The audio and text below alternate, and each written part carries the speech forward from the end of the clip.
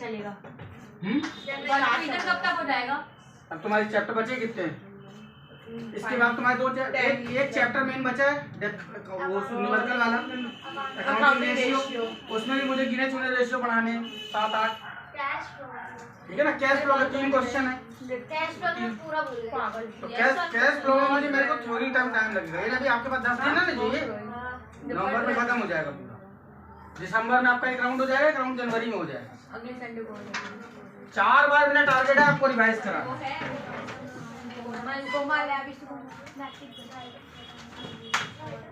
चलो question number 1 देखो जल्दी। Example number 1। Example number 1। फिर मैंने जो आज मैं ये एग्जांपल्स खत्म कर रहा हूँ, इसके बाद मैंने आपको एक लिस्ट दे रखी है उस फॉर्मेट में जो एग्जाम में नाम आएगा। आपको जो मैंने लिस्ट दी है उसमें देखिए वो लिस्ट दी हुई है टेबल में, ठीक है ना। एक लिस्ट उसमें बनी हुई है, उस वो वर्ड एग्जाम में आज तक आए हैं।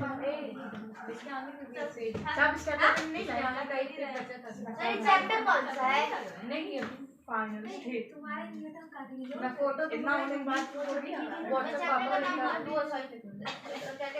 देखो ये हेडिंग मैंने आपको फॉर्मेट दिया हुआ है। ये वर्ड जो है एग्जाम में आए हुए हैं आज तक के इतिहास में। सर मतलब कैसे आए? कैसे ऐसे आते हैं सर ये? हाँ, अब इसके इनकी शेयर कैपिटल है क्या? अब इसमें क्वेश्चन कैसे आता है? एग्जांपल नंबर 1 देखो जल्दी फटाफट। एग्जांपल नंबर 1 आज मेरे को अगले आधे घंटे में खत्म करना है content. Example number 1 page number 454 454।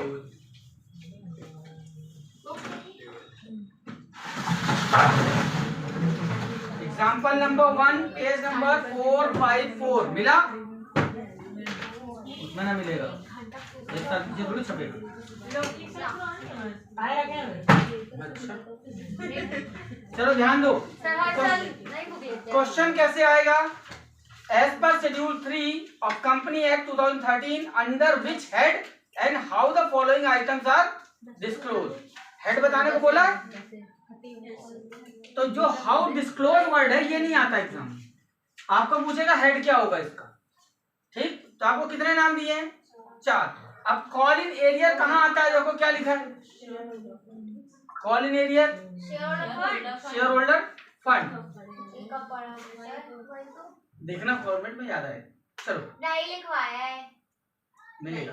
Call in area नहीं, कॉल इन एडवांस लेकिन उसमें फंड में भी नहीं है। अब चलो एक काम करें ना, हो सकता है इसमें भी गलत हो।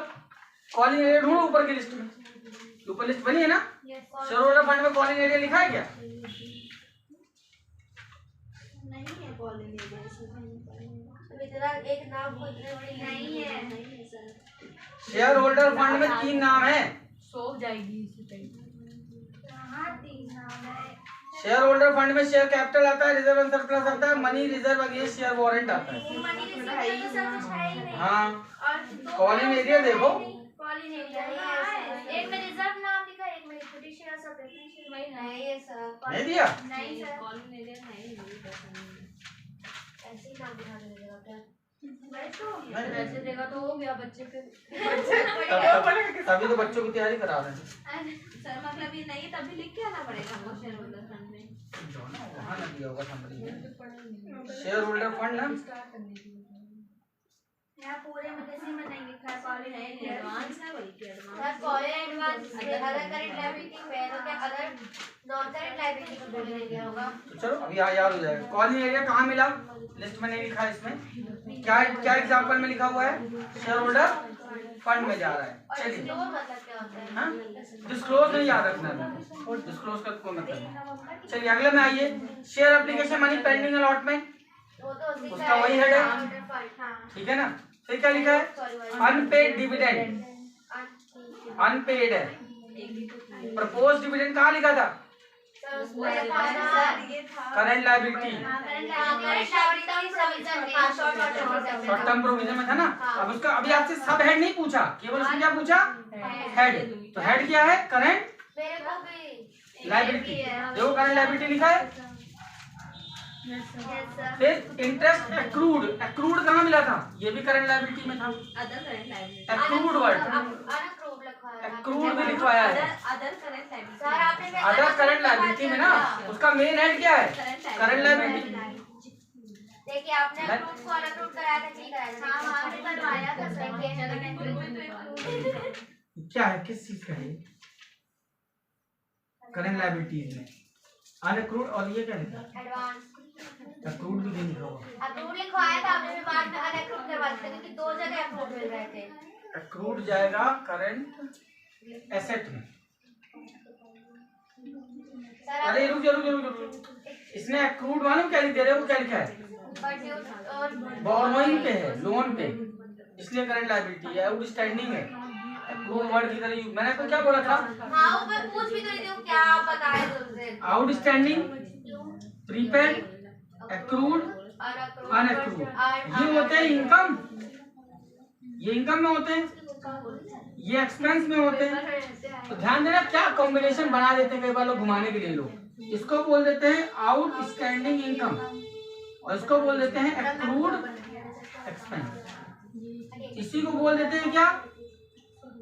एडवांस। इनकम। तो एडवांस इनकम आती है और यहाँ एडवांस पेमेंट आता है। अब देखो ध्यान से समझो, इसको कहाँ लिखवाया था मैंने? लायबिलिटी में, इसको एसेट्स में, इसको एसेट्स में और इसको लायबिलिटी में। अब एक्रूड इनकम है वो अभी जो तुम्हारा जो अनअक्रूड वर्ड लिखा है ना, अनअक्रूड, उसमें क्या लिखा है तुमने? अनअक्रूड किसमें? लायबिलिटीज में लिखवाया है मैंने, करंट लायबिलिटी में। अब यहाँ जो वर्ड लिखा है क्या लिखा है? Interest accrued but not due on borrowing. हम लोग कोई चीज बोरो की होगी तो उसका इंटरेस्ट हम लेंगे कि देंगे? इंटरेस्ट देंगे ना, यानी वो खर्चा होगा। वो क्या है एक्चुअल में? Accrued expense. तो कहाँ जाना चाहिए उसको? लायबिलिटीज में। उसने जो लिखा है ना करंट लायबिलिटी, करेक्ट लिखा हुआ है। एक्रूड एक्चुअल में नहीं है, एक्रूड एक्सपेंस है। एक्रूड एक्सपेंस कहाँ जा रहा है? लायबिलिटी। उसने घुमाया है, ये आउटस्टैंडिंग एक्सपेंस ना लिख करके उसने एक्रूड एक्सपेंस लिख दिया। ठीक है, तो आउटस्टैंडिंग एक्सपेंस पूरा वर्ड यूज करोगे। ऐसा नहीं समझना कि आउटस्टैंडिंग का मतलब खर्चा ही होगा। आउटस्टैंडिंग इनकम अगर लिख दिया तो वो इनकम में चला जाएगा। ठीक है ना? फिर से एक बार समझो, आउटस्टैंडिंग और प्रीपेड खर्चे के लिए यूज होता है, एक्रूड और अनअक्रूड इनकम के लिए यूज होता है। डन? पूरा नाम क्या है? Outstanding expense, accrued income. अब एक्रूड को एक्सपेंस में भी यूज कर सकते हैं, लिखेंगे क्या? Accrued expense. और आउटस्टैंडिंग को इनकम की जगह भी लिख सकते हैं, क्या लिखेंगे? Outstanding income. तो हमको पूरा वर्ड पकड़ना है, केवल आउटस्टैंडिंग मत पकड़ना वरना कंफ्यूजन हो जाएगा। यहाँ पे क्या लिखा था? Interest accrued but not due on borrowing. तो बोरोइंग में हम क्या होता है? लोन। हम कर्जा लेते हैं तो कर्जा का इंटरेस्ट क्या कहलाएगा? देना, खर्चा। तो खर्चा का एक्रूड क्या है? लायबिलिटी। ठीक है ना? और इंटरेस्ट कभी भी शॉर्ट टर्म नहीं हो सकता, तो लॉन्ग टर्म। वो शॉर्ट टर्म ही होगा। ब्याज हर साल सामने वाला ले लेगा, भले मेन अमाउंट वो 10 साल में ले, पर ब्याज वो हर साल कलेक्ट करेगा। ये हुआ पहला। दूसरा देखो, अब दूसरा को चांदी ध्यान दो, दूसरा टाइप का क्वेश्चन क्या है? पहला टाइप क्या मिला? आइटम दिया था, हेड पूछा। ठीक, सेकंड क्या मिल रहा है? देखो हेड दिया है और आपसे क्या बोल रहा है? दो आइटम बताओ। अब शेयर होल्डर फंड के 2 आइटम कौन से थे? Equity share, preference share. Share holder fund में 2 आइटम थे, वो किसका हेडिंग हो गई ना? आइटम पूछ रहा है। आइटम बोल रहे थे, शेयर कैपिटल उसके आइटम क्या ही होंगे ना सर? उसके आइटम ही होंगे, करेक्ट। शेयर होल्डर फंड के 2 item, share fund, share capital और रिजर्व सरप्लस। अगला क्या है, नॉन करंट लायबिलिटी के 5 थे, कोई भी तो बताओ। Long term borrowing, deferred tax liability, other non current, other वाला तो सब में ठोक देना, अदर चारों में आ जाएगा। Non current, current, non current asset, current asset, चारों में अदर आ जाएगा। एक एक नाम तो पहले से याद है, ठीक है ना। करंट लायबिलिटी में trade payable, short term provision, other current liability. अगला जो करंट एसेट्स में cash and cash equivalent, trade receivable, other none other current asset, current investment. और नॉन करंट इन्वेस्टमेंट में नॉन करंट इन्वेस्टमेंट के 2 item, deferred tax और long term loans and advance, non current, ठीक है ना। अब अगला देखो, फिर वही क्वेश्चन चेंज हो गया, पहले क्वेश्चन की तरह हो गया, इसमें सॉरी दूसरे क्वेश्चन की तरह 2 आइटम बताने, कैश एंड कैश इक्विवेलेंट में मैं क्या बता था, cash bank marketable security, cash bank 2 ही नाम पूछेगा, बार बार बोल रहा हूँ, 2 नंबर में क्वेश्चन आएगा, 4 आइटम देगा, 4 हेड और 2 आइटम पूछेगा। सेकंड क्या दिया है, इन्वेंट्री 3 प्रकार की बताई थी, इन्वेंट्री, स्टॉक, रॉ मटेरियल, ठीक है। इसमें दे दिया, इसमें देखो क्या दे दिया, loose tool and stock in trade. तो आपको ये वाला याद है, आप वो लिखो, कोई जरूरी थोड़ी जो इसमें लिखा है वही लिखे, हमको 2 नाम याद होने चाहिए। Long term loan and advance,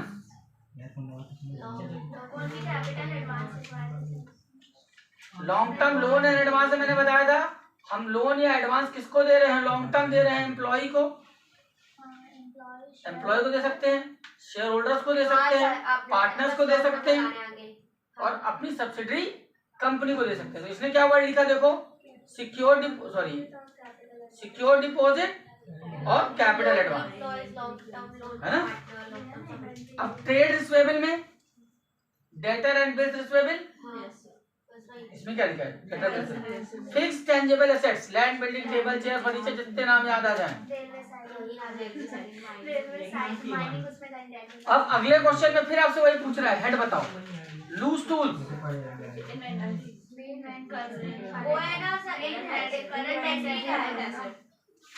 main head पूछ रहा है, करंट एसेट, अनपेड डिविडेंड यानी प्रपोज डिविडेंड,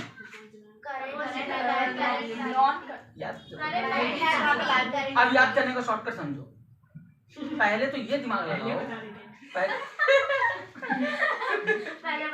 पहले बताते ना तो शॉर्टकट का शॉर्टकट पूछते तुम। अब समझो, सबसे पहले तो ये दिमाग लगाओ कि ये लायबिलिटी का है कि एसेट्स का है। प्रपोज डिविडेंड, तो बिना दिमाग लगाए तो बोलो जरा, अब नर्सरी में ना पढ़ रहे हो, सही में 12वीं पहुंच गए हो। चलिए, प्रपोज या अनपेड, अनपेड मतलब हमको देना बाकी है ना, तो अगर हमको पैसा देना है तो लायबिलिटी होगा। हाँ, प्रपोज डिविडेंड समझो, अनपेड मतलब हमको अभी पे करना पड़ेगा ना, तो ये हमारी लायबिलिटी होगा, एसेट तो हो नहीं सकता। तो लायबिलिटी में 3 नाम थे, 4 थे, कौन कौन से, share holder fund, share application, money pending allotment, non current और करंट, ठीक। शेयर होल्डर फंड के हमको मालूम है, उसमें तो ये आता नहीं, share application, money pending allotment में जाता नहीं। अब बचा करंट और नॉन करंट। अब नॉन करंट में लॉन्ग टर्म होता है और करंट में शॉर्ट टर्म, तो डिविडेंड हम हर साल देते हैं, ये हो गया क्या, करंट लायबिलिटी।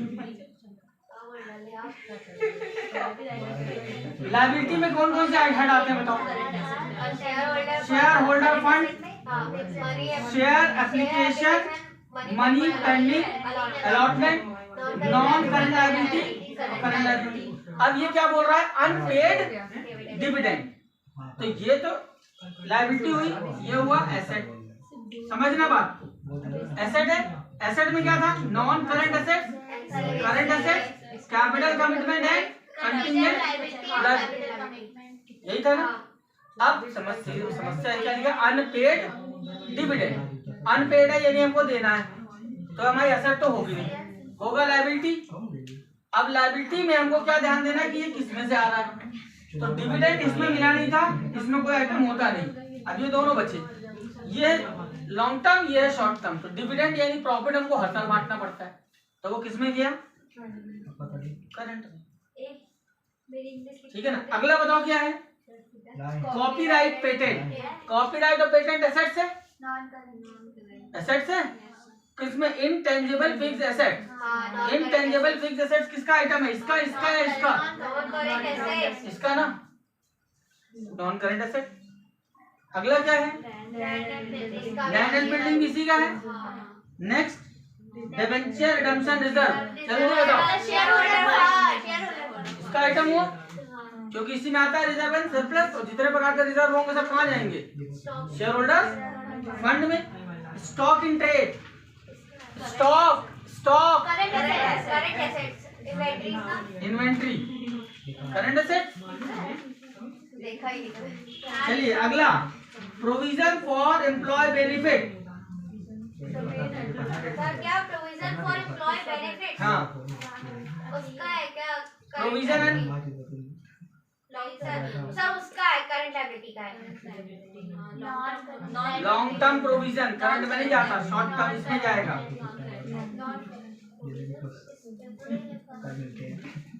देखो सर प्रोविजन फॉर एम्प्लॉय, ठीक।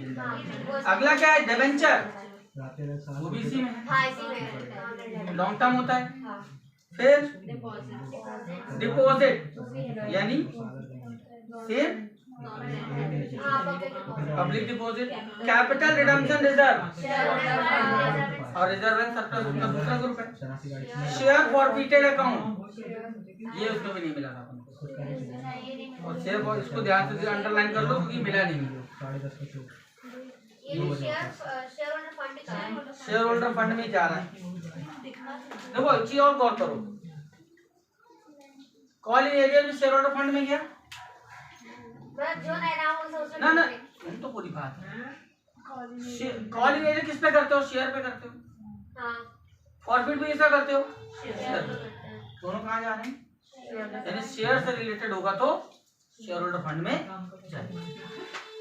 Next creditor, creditor trade payable, trade payable का ही में आता था, करंट लायबिलिटी।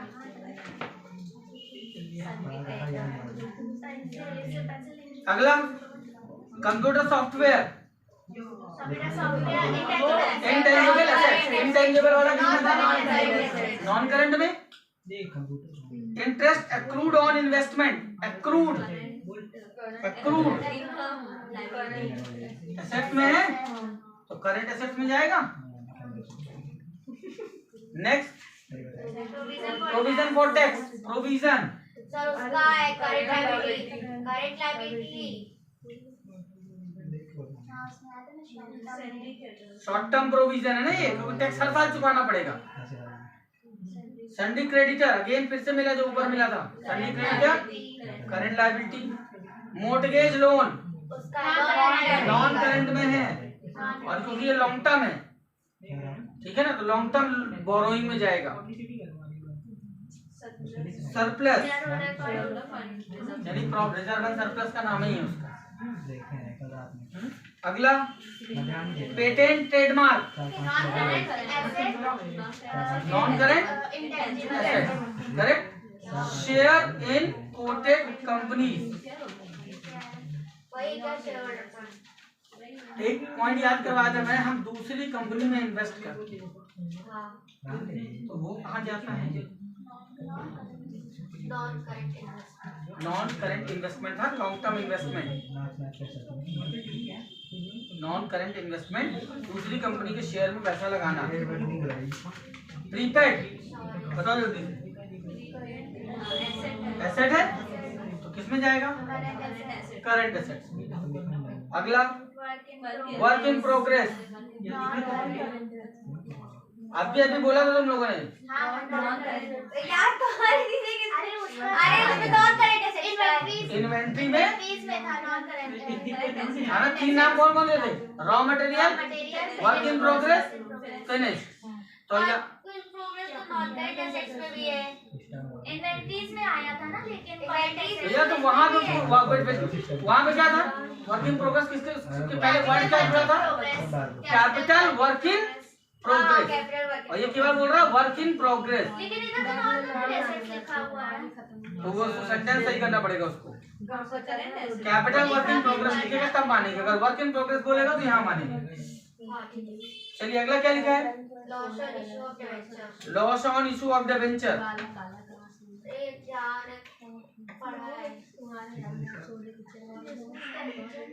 इसमें जाता है, इसमें क्या लिखा? Non current asset. देखो उसमें मैंने लिखवाया किसमें? रटा हुआ जैसा लग रहा है।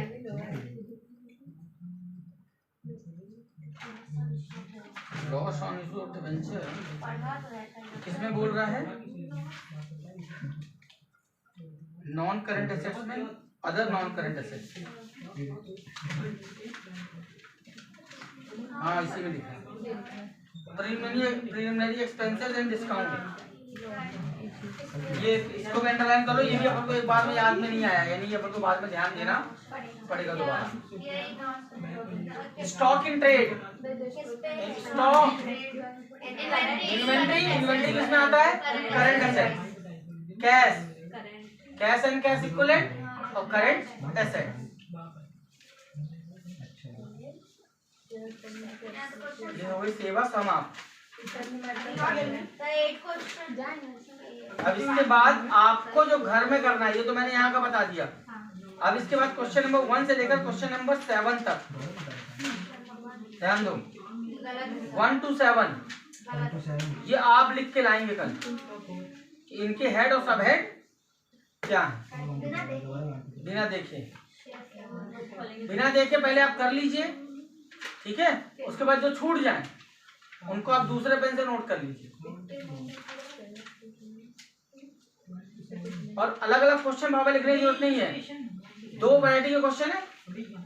एक में क्या है, आप एक टेबल बनाइए जिसमें सीधा सीधा हेड और उसके आइटम, बार बार नहीं लिखना है। एक बार हेड डाला, नाम, हेड नेम, ठीक है।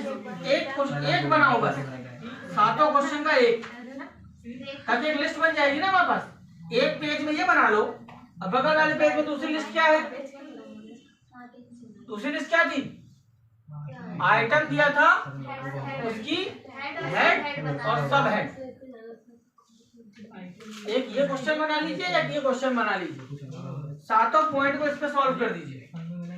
ध्यान रखना कैसे। पहले एक काम करो, इसको लिख डालो, ये जो हेडेड वाले हैं हेडेड डाल दो, फिर आइटम लिख डालो, और फिर उसके बाद बुक बंद करके शुरू हो जाओ। जो बन जाए कर दो, जो ना बने पेन चेंज करो कलर और चेक करके लिखो। हाँ, और अपने से ढूंढ के लिखो। समझने एक्सरसाइज करने का तरीका समझ लो। पहले आप क्या करोगे, जितने क्वेश्चन में हेड दिया हुआ है, कौन कौन से क्वेश्चन में हेड दिया है देखो। पहले क्वेश्चन में हेड दिया है, फर्स्ट में पहले में हेड दिए ना,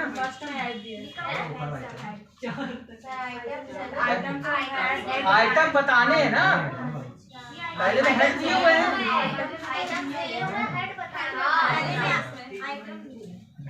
क्या क्वेश्चन है बताओ? पहला मैं क्वेश्चन का बोल रहा हूँ, एग्जाम्पल का ना बोल रहा हूँ। वही तो बोल रही हूँ। एग्जाम्पल तो अभी बता दिया। क्वेश्चन में पहले क्या दिया है? आइटम हेड दिया, तो पहला हेड लिख दोगे, सेकंड क्वेश्चन के आइटम यहाँ लिख दोगे, थर्ड क्वेश्चन के आइटम यहाँ लिख दोगे, फोर्थ क्वेश्चन में भी आइटम दिए हैं, फिफ्थ में भी आइटम दिए हैं, सिक्स में भी आइटम ही दिए हुए, 7 में भी आइटम दिए। मतलब एक ही क्वेश्चन है हेड वाला फर्स्ट, और बाकी सब में आइटम लिखे हैं। आइटम के हेड और सब हेड आपको बताने हैं। सर मैटर हो गया। डन।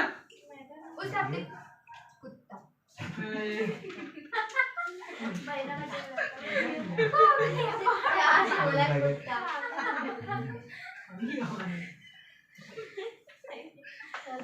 ऐसे समझने खराब। कॉमर्स के स्टूडेंट को सिर बचा के ना रखें। चलो बिजनेस स्टडी का वो तो देख